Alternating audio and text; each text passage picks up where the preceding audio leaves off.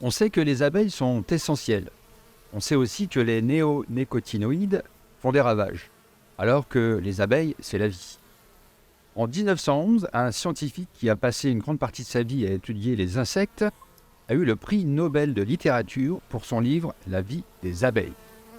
La vie des abeilles est le récit passionnant du parcours de cette étrange petite république, si logique et si grave, si positive, si minutieuse, si économe et cependant victime d'un rêve si vaste et si précaire. Le massacre des mâles. Mais la patience des abeilles n'est pas égale à celle des hommes. Un matin, un mot d'ordre attendu circule par la ruche, et les paisibles ouvrières se transforment en juges et en pros. On ne sait qui le donne. Il émane tout à coup de l'indignation froide et raisonnée des travailleuses, et selon le génie de la République unanime, aussitôt prononcé, il emplit tous les cœurs. Une partie du peuple renonce au butinage pour se consacrer aujourd'hui à l'œuvre de justice.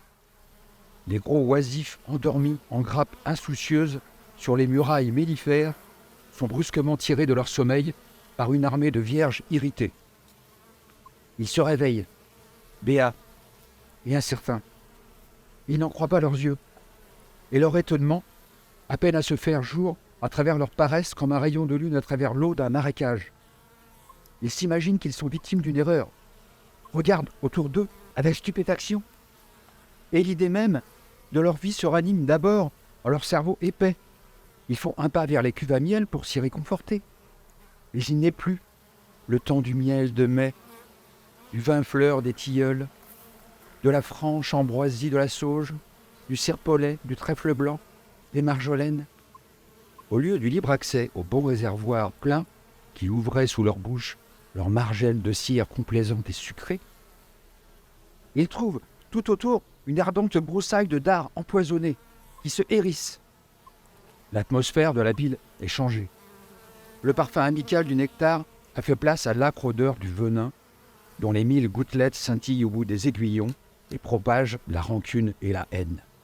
Avant qu'il se soit rendu compte de l'effondrement inouï de tout son destin plantureux, dans le bouleversement des lois heureuses de la cité, chacun des parasites effarés est assailli par 3 ou 4 justicières qui s'évertuent à lui couper les ailes, à scier le pétiole qui relie l'abdomen au thorax, à amputer les antennes fébriles, à disloquer les pattes, à trouver une fissure aux anneaux de la cuirasse pour y plonger leur glaive.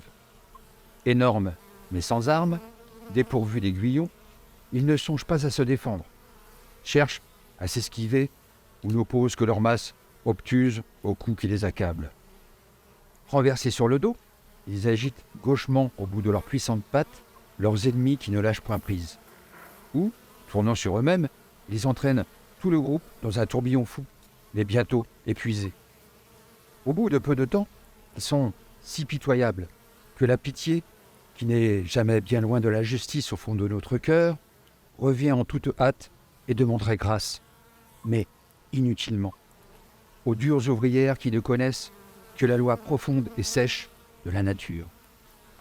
Les ailes des malheureux sont lacérées, leurs tarses arrachés, leurs antennes rongées, et leurs magnifiques yeux noirs, miroirs des fleurs exubérantes, réverbères de l'azur et de l'innocente arrogance de l'été, maintenant adoucis par la souffrance, ne reflètent plus que la détresse et l'angoisse de la faim.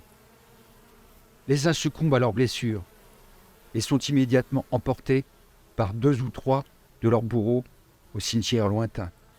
D'autres, moins atteints, parviennent à se réfugier dans un coin où ils s'entassent et où une garde inexorable les bloque jusqu'à ce qu'ils y meurent de misère. Beaucoup réussissent à gagner la porte et à s'échapper dans l'espace en entraînant leurs adversaires.